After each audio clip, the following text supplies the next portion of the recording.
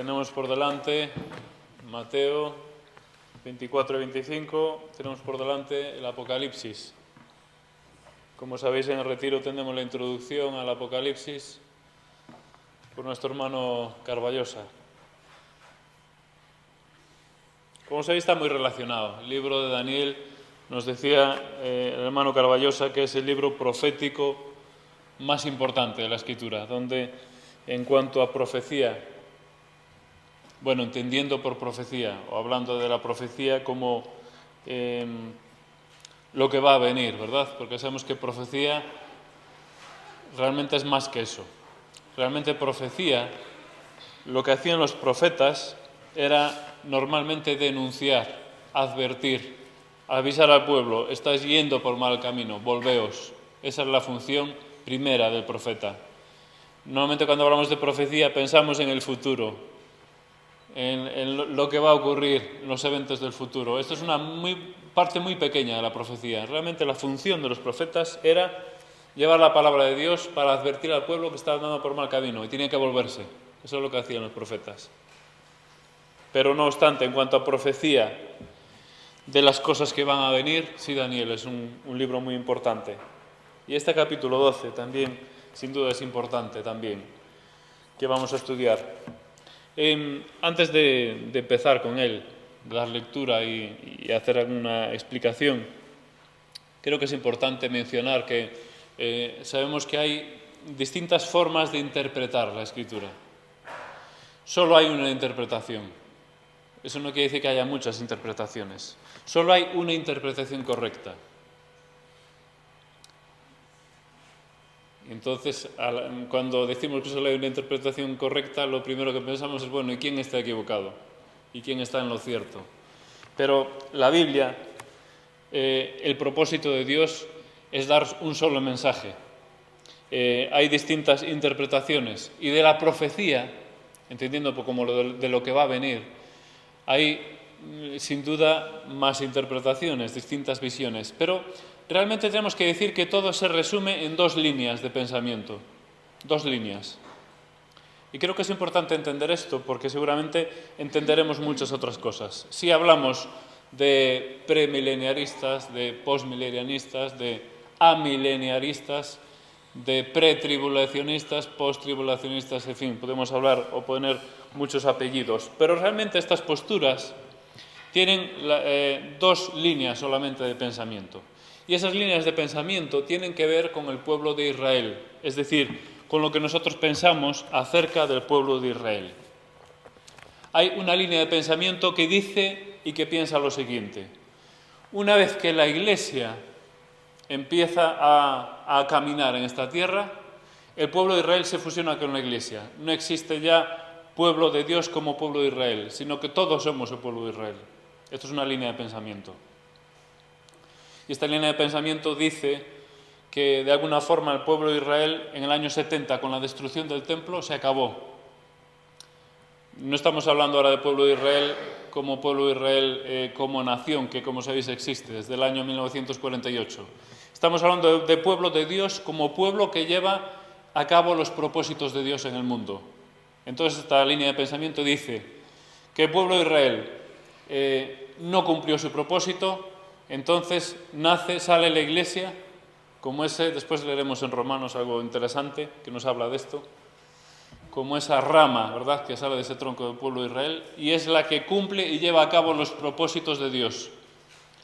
Esta visión o esta interpretación dice que ya, basándose en este texto también, ya no son más dos pueblos, sino que es un solo pueblo. Que ahora solo hay un pueblo de Dios, que son los creyentes. Entre ellos está el pueblo de Israel.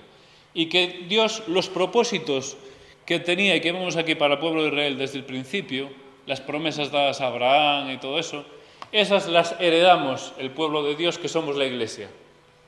Entre ellos está el pueblo de Israel, la Iglesia y todos los creyentes de todas las naciones.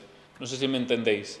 Entonces, según esto, esta interpretación, las futuras promesas y las cosas que van a venir en futuro son para la Iglesia. Si nosotros le vemos así, lógicamente, bajo esta perspectiva, tenemos que pensar que lo que vamos a leer en el capítulo 12 de Daniel hoy, entonces tiene que ver directamente con la Iglesia. Esta es una de las líneas de pensamiento. Se basa en muchos versículos, entre ellos ese, ya no son más dos pueblos, sino que solo uno. Otros textos que se utilizan es que el verdadero judío, el verdadero israelita es aquel que lo es interiormente, en fin. Se trata de alguna forma, alegorizar o espiritualizar el asunto. Lógicamente, en este sentido, tendremos que espiritualizar muchas partes del Apocalipsis, cuando se habla de las 12 tribus, etcétera, etcétera. Allí en el Apocalipsis tenemos que espiritualizar también el tema de los sacrificios, la abominación desoladora. Pero esto es una línea de pensamiento. Grandes eruditos bíblicos, entre ellos José Grau, por ejemplo, pensaba más o menos, ¿no?, de esta manera. Sin embargo, hay otra corriente de pensamiento y de interpretación que dice, que piensa lo siguiente, que hay el pueblo de Israel, por un lado, no cumplió su propósito. Entonces, Dios utiliza a la Iglesia para cumplir el propósito del pueblo de Israel, que es darla a conocer en el mundo. Mientras está la Iglesia funcionando en el mundo, el pueblo de Israel está, como sabéis, y hoy en día es así, está al margen de Dios prácticamente totalmente, salvo los pequeños, porque sabemos que hay un remanente. Dios siempre deja un remanente de su pueblo. Después, al final de los tiempos, Dios sigue teniendo promesas para el pueblo de Israel y Dios va a restaurar el pueblo de Israel. Físicamente, la nación de Israel, el pueblo de Israel lo va a restaurar para llevar a cabo las promesas que tiene. Las promesas que hizo, por ejemplo, a Abraham. Porque toda la tierra que ves te la daré a ti y a tu descendencia para siempre. Génesis 13, 15, por ejemplo. No solo a Abraham, se lo dio también, como sabéis, a sus hijos. Las mismas promesas. Estas promesas podemos espiritualizarlas o podemos pensar que realmente se van a cumplir. Esta es la otra línea de interpretación. Según vayamos por una u otra línea, entonces nos vamos a volver a milenialistas, en fin, una serie de ahí vienen todas las posturas. Pero básicamente, realmente, una de las claves es cómo interpretamos y cómo vemos lo que Dios va a hacer con el pueblo de Israel. Si es que ya no hay más promesas para el pueblo de Israel, si es que las heredamos la Iglesia, si es que nosotros somos el pueblo de Israel. Bueno, voy a fijar mi postura, y mi postura en este sentido ya hace algún tiempo que la tengo bastante clara, aunque reconozco que hay muchas cosas que son difíciles. La Escritura y la profecía es difícil. Bueno, alguien dijo que si fuera fácil, posiblemente despreciáramos la Biblia, si fuera fácil. Imaginaos que la Biblia fuera un libro tan sencillo que pues a lo mejor incluso lo despreciaríamos. Pues a lo mejor es bueno que sea complicada también. Y también es bueno para darnos cuenta de que nosotros, cuidado, pensamos que sabemos. Pero como decía el famoso pensador, solo sé que no sé nada. Y cuando hablamos de la profecía a veces tenemos que decir así y tenemos que pensar que realmente estas son cosas de Dios. Nosotros somos muy limitados.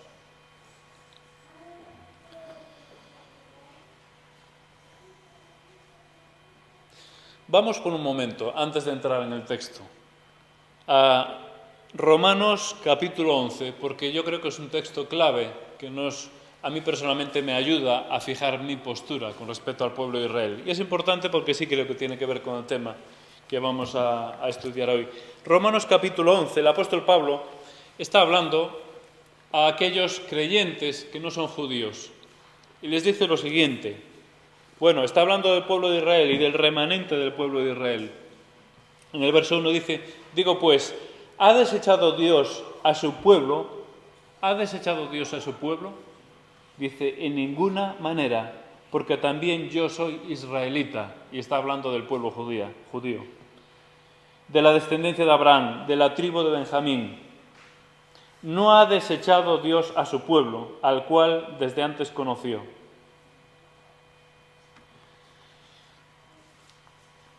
No vamos a leer todo el capítulo, pero creo que es muy interesante. Si os fijáis, en el verso 12, bueno, desde el 11, dice, digo pues, ¿han tropezado los de Israel para que cayesen? En ninguna manera. Pero por su transgresión vino la salvación a los gentiles. Dice aquí para provocarles a celos. Verso 12. Y su transgresión es la riqueza del mundo y su defección, la riqueza de los gentiles, cuanto más su plena restauración. El apóstol Pablo está hablando de una restauración no del pueblo de Dios, del pueblo de Israel, es decir, de los judíos, de los hebreos. Es decir, que esto va a ocurrir. Un poquito más adelante, si leemos desde el verso 15, por ejemplo, porque si su exclusión, fijaros, exclusión es la reconciliación del mundo, ¿qué será su admisión sino la vida de entre los muertos? Si vamos un poco más adelante, a partir del verso 25, aquí se nos habla más claramente de la restauración del pueblo de Israel, una restauración real. No, creo que no podemos alegorizar, no podemos espiritualizar este texto. Está hablando que físicamente a la nación hebrea, que hoy en día está totalmente apartada de Dios, salvo el remanente, salvo aquellos creyentes judíos, que como sabéis los hay también, pero el pueblo judío actualmente da totalmente la espalda a Dios. Pero habrá restauración. Porque no quiero, verso 25 de Romanos 11, hermanos, que ignoréis este misterio, para que no seáis arrogantes en cuanto a vosotros mismos, que ha acontecido a Israel endurecimiento en parte, hasta, fijaros, hasta que haya entrado la plenitud de los gentiles, es decir, nosotros. Y luego, dice, todo Israel será salvo, como está escrito. Bueno, hay quien interpreta que todo Israel será salvo. Yo realmente pienso que va a ser todo Israel que crea será salvo. Pero después veremos un poco más de esto. Vendrá, como está escrito, vendrá de Sión el libertador que apartará de Jacob la impiedad. Y este será mi pacto con ellos, cuando yo quite sus pecados. Así que en cuanto al Evangelio, son enemigos por causa de vosotros, pero en cuanto a la elección, son amados por causa de sus padres, porque irrevocables son los dones y el llamamiento de Dios. Dice irrevocables, Dios llamó a su pueblo, Israel, y lo va a cumplir. Y ese pueblo va a cumplir sus propósitos con ese pueblo. No nos engañemos. Israel ha fracasado, pero Dios tiene un propósito para al final de los tiempos llevar a su pueblo a cumplir sus propósitos. Y esto es lo que vamos a leer hoy, en parte, en este capítulo 12 de Daniel. Pero creo que es importante esta introducción.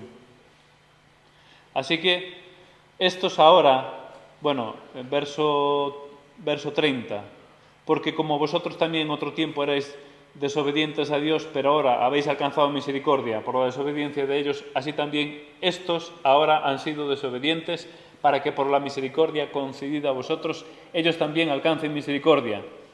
Porque Dios sujetó a todos en desobediencia para tener misericordia de todos. Bueno, aquí el apóstol Pablo, ante esto dice, oh profundidad de las riquezas, de la sabiduría y de la ciencia de Dios, cuán insondables son sus juicios e inescrutables sus caminos. Bueno, leemos hasta aquí, creo que no hace falta, o creo que no es necesario leer más. Es decir, el pueblo de Israel va a ser restaurado. La nación hebrea va a ser restaurada, en un sentido, políticamente ya ha sido restaurada desde el año 1948, pero va a ser restaurada espiritualmente también. Si lo queremos esto, entonces, ¿qué ocurre con la Iglesia? ¿Qué ocurre entonces con la Iglesia? Porque Dios tiene un pueblo que va a llevar a cabo sus propósitos en la tierra. ¿Cómo combinamos la Iglesia con el pueblo de Israel? Los que pensamos que la Iglesia va a ser raptada antes de la gran tribulación, lo pensamos así, o en este caso yo lo pienso así, porque precisamente la Iglesia es arrebatada y entonces queda el pueblo de Israel que va a seguir cumpliendo los propósitos de Dios en ese momento. Y en la gran tribulación va a seguir habiendo mucha evangelización, que hoy en día, como sabéis, la lleva a cabo la Iglesia, entonces la llevará a cabo el pueblo de Israel. Entonces creo que tiene un sentido. Si nosotros unimos los dos pueblos, ¿qué ocurre con esta profecía? ¿Qué ocurre con la restauración del pueblo de Israel? ¿Cómo combinamos las dos cosas? Nos vemos un poco obligados a espiritualizar un poco mucha parte importante del Apocalipsis y, desde luego, muchas partes también importantes de este libro de Daniel. Teniendo en cuenta esto, vamos a estudiar este capítulo 12, o ver un poco por encima este capítulo 12. Bueno, decir que el pueblo de Israel ha tenido varias cautiverios o lo echaron varias veces de su tierra. La primera vez, como sabéis, no tuvo que ir tanto porque lo echaran, sino por necesidad. Estuvo 400 años de Egipto, que empezaron muy bien y, como sabéis, acabaron en esclavitud. 400 años volvieron. Después, posteriormente, en la época de la Babilonia, precisamente de este libro de Daniel, vemos cómo durante 70 años fueron como esclavos, como cautivos allí a Babilonia durante 70 años. Y el tercer dispersión o cautiverio o que lo sacaron del pueblo fue en el año 70, cuando los romanos arrasaron de forma brutal toda Jerusalén, el templo. Ya Jesús lo había dicho, ¿veis esto? No va a quedar piedra sobre piedra.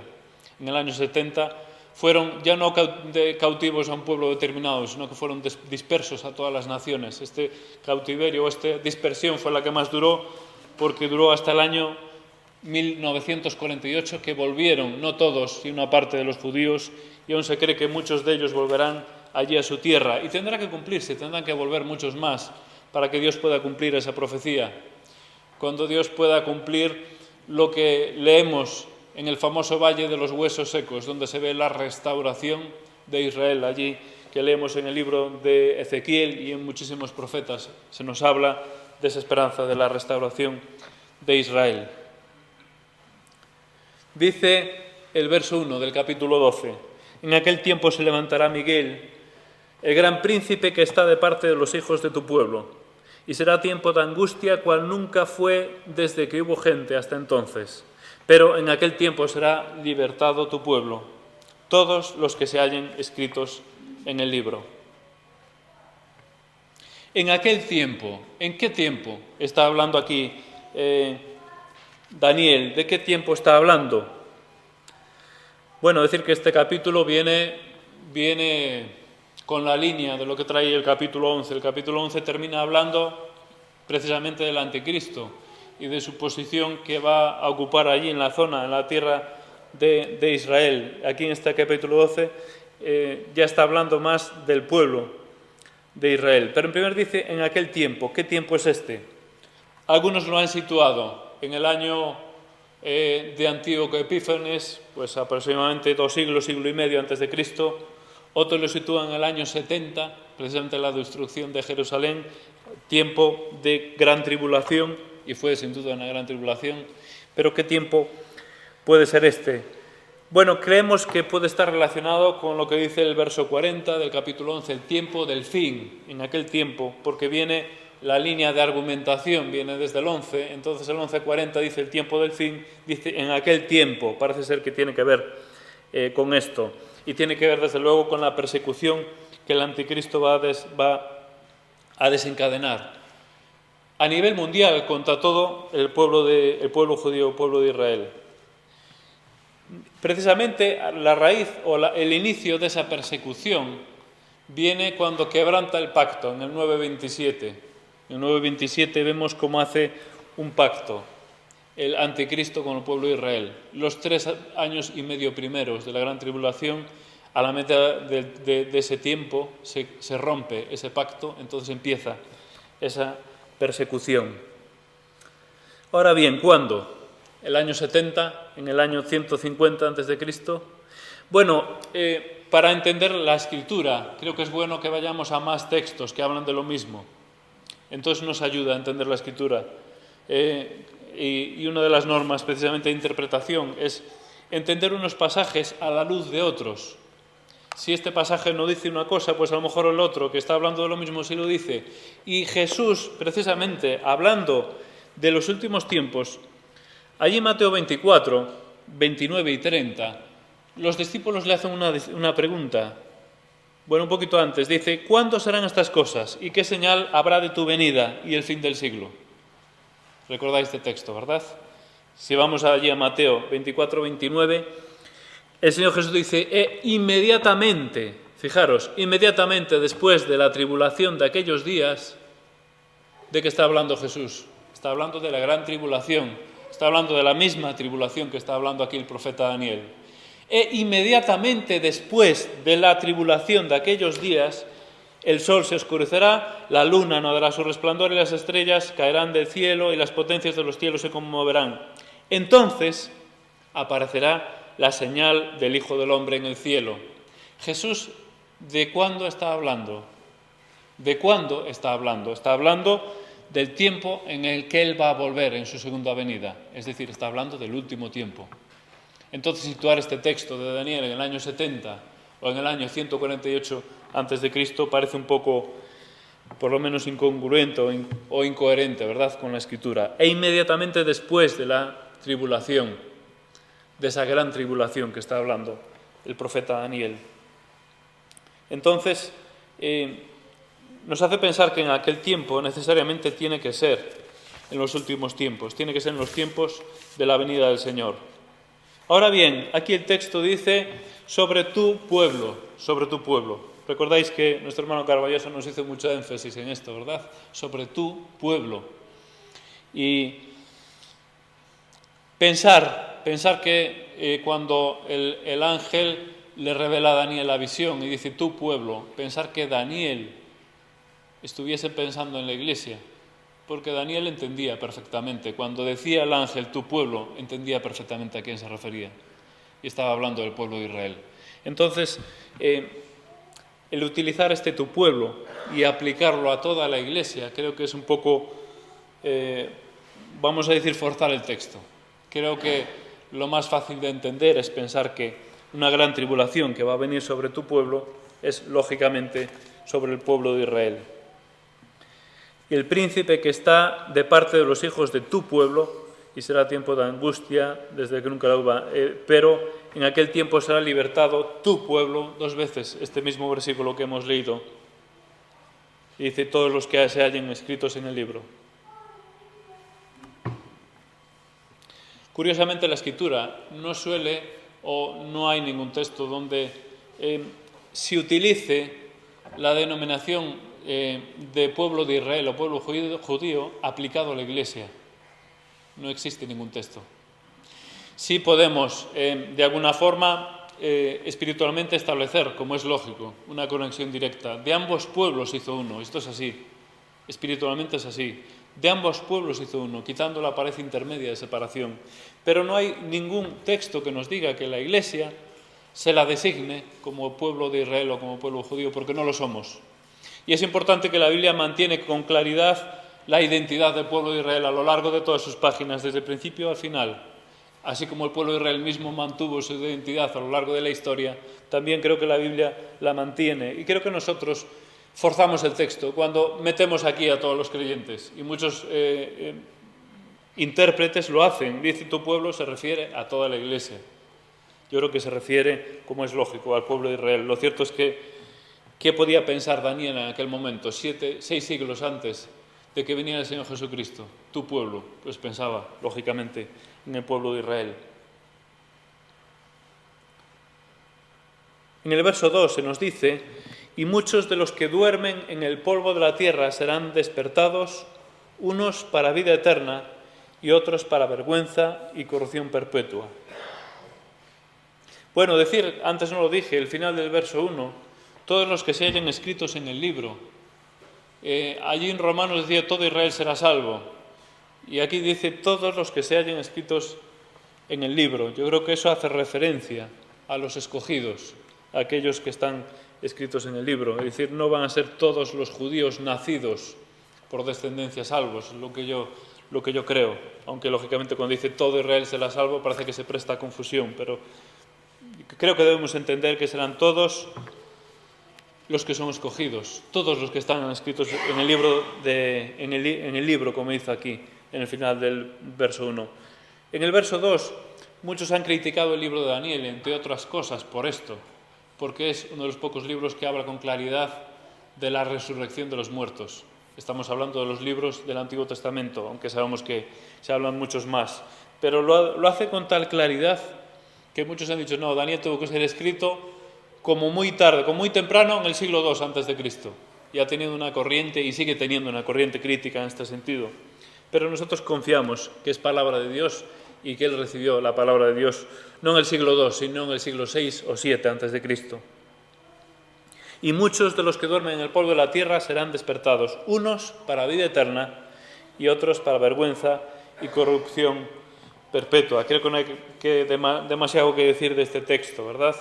Hace este énfasis en dos no solo momentos, sino también dos tipos de personas. Los escogidos, los que están escritos en el libro, unos serán despertados, dice, para vida eterna y otros para vergüenza y corrupción perpetua. Otros también van a ser despertados, van a ser resucitados, pero van a ser resucitados y se van a encontrar delante del gran trono blanco que nos relata allí y que leemos en Apocalipsis capítulo 20, que no vamos a leer ahora. Y allí, en el gran trono blanco, a la persona se le va a poner delante, no sabemos cómo será exactamente, pero posiblemente se le ponga delante su vida y la persona va a ver cómo vivió, va a ver lo que hizo, va a ver su pecado y allí va a ser condenado. Allí dice la Escritura, bienaventurado aquel que no tiene que ser resucitado para eso, ¿verdad? Que no tiene que ver con esto, sino que es resucitado y también va a pasar por otro tribunal, el tribunal de Cristo. Bienaventurados los que estén en el tribunal de Cristo. Que sí van a recibir juicio, pero no juicio de condenación. La salvación para los que creen en el Señor Jesucristo está garantizada. Unos para vida eterna y otros para vergüenza y corrupción.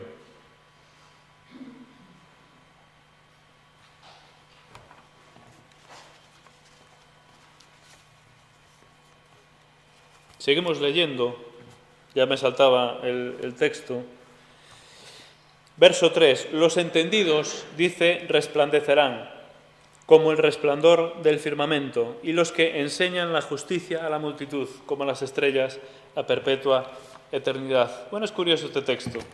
Parece que podemos pensar que los entendidos se refiere precisamente a aquellos que son los escogidos, los que están escritos en el libro, aquellos precisamente que han aceptado el Evangelio, que han recibido el Evangelio, que han recibido la palabra de Dios. Y parece indicar que esta actividad de enseñan, dice, la justicia a la multitud, nos puede hacer pensar de esa actividad evangelística que se va a dar en ese tiempo de angustia, pero tiempo también de el remanente de Dios, de transmitir su palabra a los demás, ¿no? Parece que nos quiere indicar algo de esto. Los entendidos resplandecerán como el resplandor del firmamento y los que enseñan la justicia a la multitud, como las estrellas a perpetua eternidad.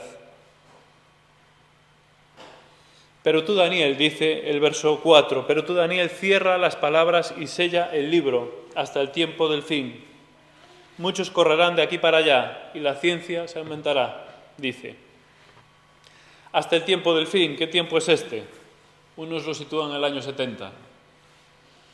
Porque como se refiere a Israel, pues lo sitúan el tiempo del fin para Israel en el año 70. Yo creo que es más correcto y más adecuado establecerlo, lógicamente, en el tiempo del fin, en el tiempo del fin de todas las cosas, el tiempo en el que venga el Señor Jesucristo y ponga las cosas, como se suele decir vulgarmente, en su sitio. Muchos correrán de aquí para allá y la ciencia aumentará. Bueno, algún autor lo relaciona esto directamente con lo anterior, y en una paráfrasis que hace Young lo hace así: preserva el libro hasta el final, porque contiene la verdad tocante al futuro. Muchos irán de acá para allá en busca de conocimiento, pero no lo encontrarán. Es curioso, ¿verdad? Yo este texto siempre lo interpreté como lo que ocurre actualmente. Las migraciones, los refugiados, hoy en día hay muchísimos refugiados en el mundo, se habla de millones de refugiados, de personas escapando de guerras, no solo escapando, entre vacaciones, entre trabajos, etcétera, etcétera. ¿Cómo está el mundo revuelto? Que nunca estuvo así, nunca. Sí hubo siempre en rutas de comercio, muchas migraciones, muchos movimientos, pero como hoy en día nunca, ¿verdad? Y ¿qué hablar de la ciencia? No sabemos dentro de 5 o 10 años lo que va a salir. Nos asombra. Dentro de 5 años nos vamos a asombrar de la tecnología, lo que va a salir. Es asombroso. Hasta ahora hubo crecimiento científico, es decir, la ciencia aumentaba, ¿verdad? Y la tecnología y todo aumentaba, pero es que ahora no aumenta. Ahora hay una explosión, porque un año no sabemos lo que va a salir. El nivel de tecnología y ciencia en el que estamos es tremendo, asombroso, incluso a nivel médico. Tremendo. Sin embargo, es curioso esta interpretación, ¿verdad?, que habla de que tiene relación con la anterior, ¿verdad? Muchos intentarán entender, entonces irán de acá para allá, pero no entenderán. Bueno, sea como fuere, creo que sí estamos en los últimos tiempos. Bueno, esto ya lo decían mucho atrás, ¿verdad?, podéis decir. Pero, lógicamente, todas las señales que vemos nos hacen pensar que estamos en los últimos tiempos. Desde luego, una buena indicación para saber que estamos en el último tiempo es mirar lo que la higuera. Mirad la higuera. Cuando veáis que las hojas, los frutos, mira, estamos en el otoño, que parece que van a salir los higos. Bueno, en el otoño, final de verano más bien. De hecho ya hay higos ahora, pero están un poco verdes. Mirad la higuera, dice el Señor. ¿Quién es la higuera para nosotros? ¿Quién es la higuera que marca los tiempos? Es el pueblo de Israel. Tenemos que mirar al pueblo de Israel, es donde nosotros vemos los tiempos. Y allí tienen que suceder cosas. Y no todo el mundo piensa igual, pero yo pienso que allí tiene que reconstruirse el templo. Allí tienen que volver a hacerse los sacrificios. Allí tiene que funcionar todo el ritual judío nuevamente. Yo pienso que sí. Hay gente que espiritualiza eso, que no va a ser así.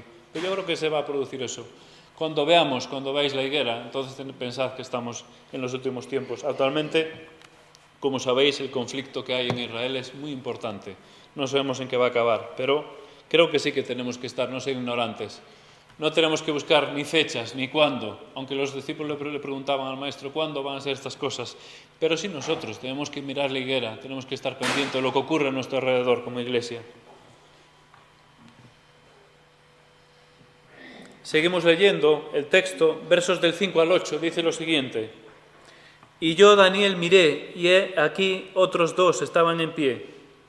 El uno a este lado del río y el otro al otro lado del río. Y dijo uno al varón vestido de lino que estaba sobre las aguas del río, ¿cuándo será el fin de estas maravillas? Y oí al varón vestido de lino que estaba sobre las aguas del río, el cual alzó su diestra y su siniestra al cielo y juró por el que vive por los siglos, que será por tiempo, tiempos y mitad de un tiempo. Y cuando se acabe la dispersión del poder del pueblo santo, todas estas cosas serán cumplidas. Y oí, mas no entendí. Dije, Señor mío, ¿cuál será el fin de estas cosas? Vuelvo a preguntar porque no entendió muy bien, ¿verdad? Bien. Una pregunta clave, importante, que vemos aquí en este texto. ¿Cuándo será el fin, dice, de estas maravillas? ¿Qué quiere decir esta pregunta? Esta pregunta no quiere decir tanto hasta cuándo durarán estas maravillas o estas cosas maravillosas, sino más bien cuánto durará el fin de estas cosas o de estas maravillas. ¿Cuánto tiempo? ¿Cuál va a ser la duración de la gran tribulación, de esta gran tribulación que va a venir sobre el pueblo de Israel? ¿Cuánto va a durar? Hay una respuesta. ¿Y quién entiende esta respuesta? La respuesta es por tiempo, tiempos y mitad de un tiempo. Esta expresión aparece 2 veces más en la Escritura.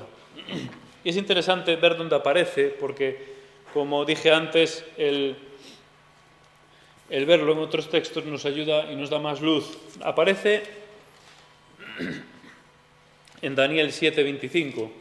Daniel 7:25 dice allí, está hablando precisamente de aquel cuerno, ¿recordáis? El cuerno pequeño, está hablando del anticristo. Y allí aparece este tiempo también, esta duración. De momento no sabemos cuánto es, pero vamos a leerlo. Dice, bueno, y los 10 cuernos significan 7:24. De aquel reino se levantarán 10 reyes y tras ellos se levantará otro, el cual será diferente de los primeros. A 3 reyes derribará. Y hablará palabras contra el Altísimo y a los santos del Altísimo quebrantará. Fijaros, a los santos del Altísimo quebrantará. Y pensará en cambiar los tiempos y la ley y serán entregados en su mano,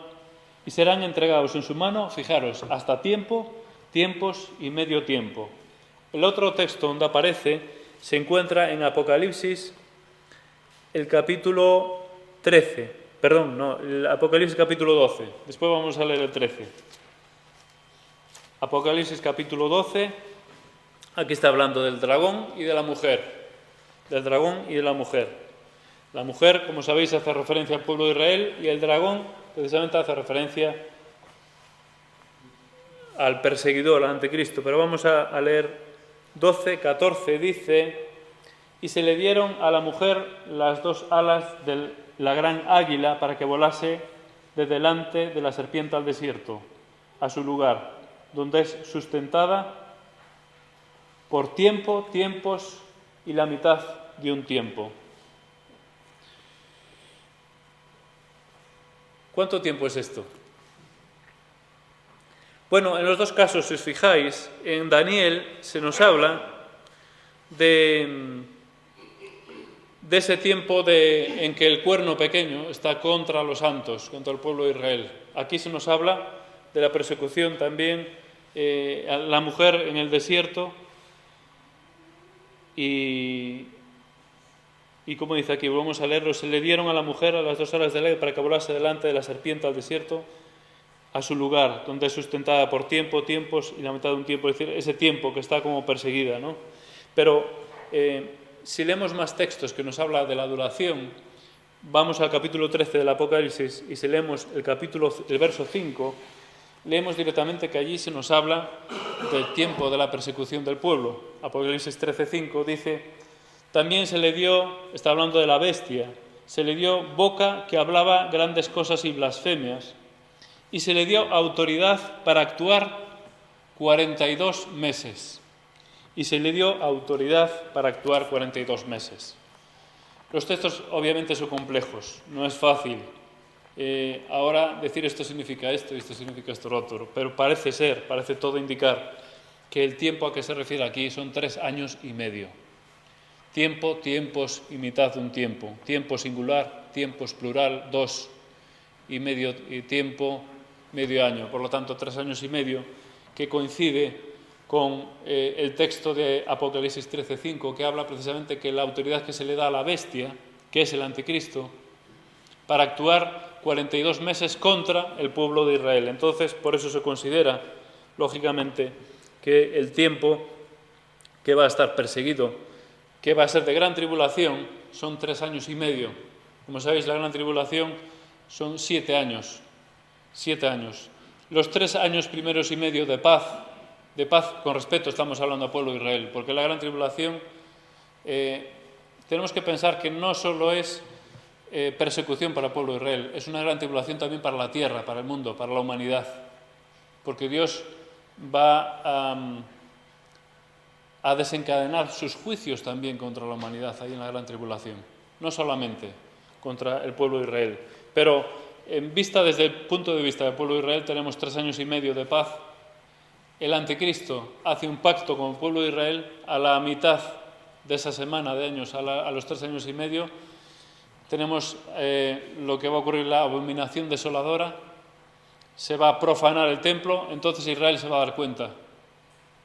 Entonces ahí va a empezar la gran persecución contra el pueblo de Israel, ahí va a empezar la gran tribulación, ahí va a empezar los 3 años y medio, de que habla también aquí el profeta Daniel. 3 años y medio. Curiosamente, parece que Daniel quería saber más, pero le dice, anda, como calla un poco, tú escucha, ¿no? Aquí al final del verso 8,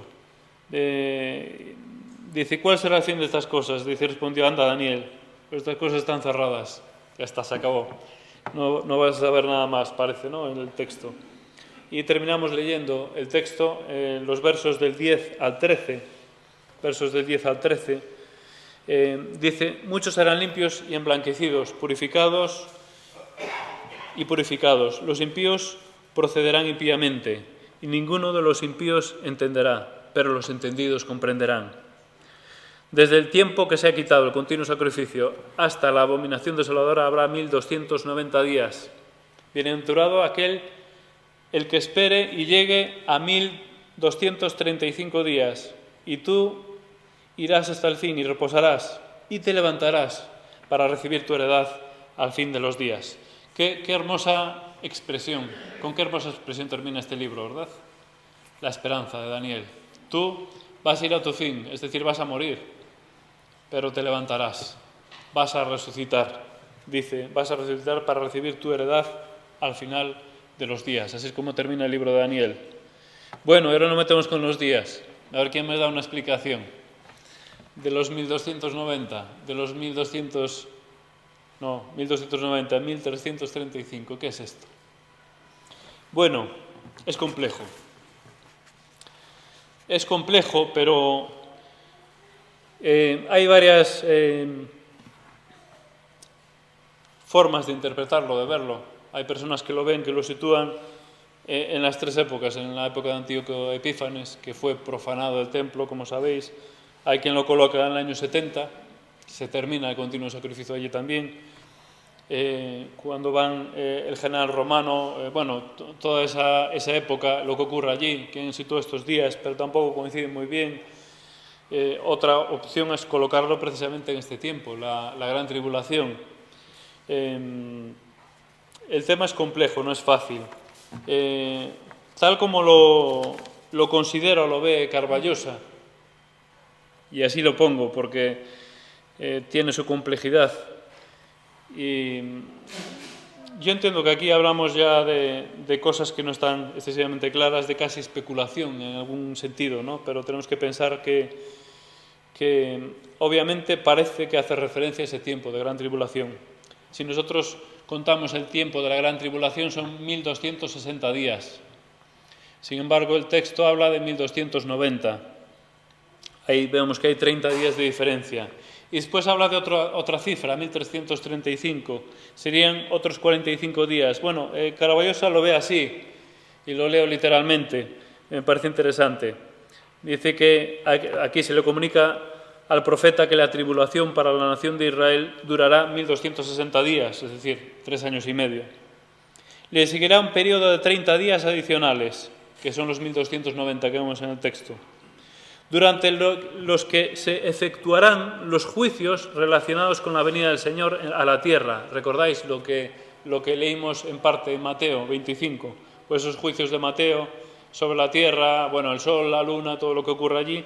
Parece ser que nuestro hermano Carballosa lo sitúa, esos 30 días justo después de la gran tribulación, esos 30 días de juicio. Y después, los 1335 días que habla el texto, nuestro hermano Carballosa lo sitúa precisamente al final de esos 30 días. Después de los juicios parece que va a haber ese periodo de 45 días entre el final de los juicios y la inauguración del reino, es decir, del milenio, el reino milenial. Como sabéis, hay hermanos creyentes que creen que no va a haber milenio, creen que es algo que es un tema espiritual y que realmente se refiere al cielo. Las referencias al milenio se refieren al cielo.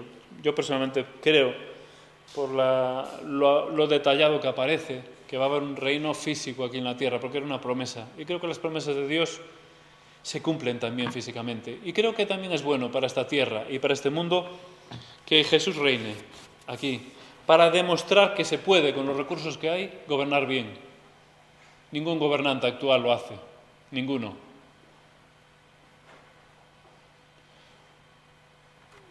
Podríamos hablar de corrupción, de un montón de cosas, pero ningún gobernante gobierna bien los recursos, porque hay mucho egoísmo. Pero cuando venga Jesús y gobierne aquí, va a demostrar a todos que Él va a gobernar correctamente, que se puede gobernar bien con los recursos que tenemos.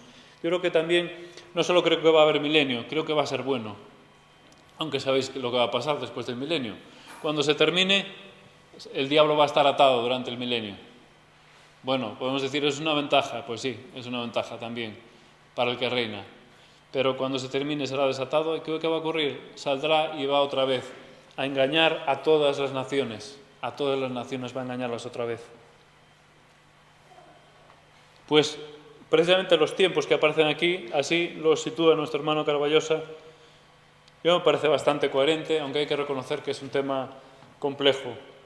por tal como aparecen los sucesos en esta última parte de Daniel. Y terminamos, porque ya es la hora, pero si simplemente terminamos pensando en qué conclusión podemos darle a este libro.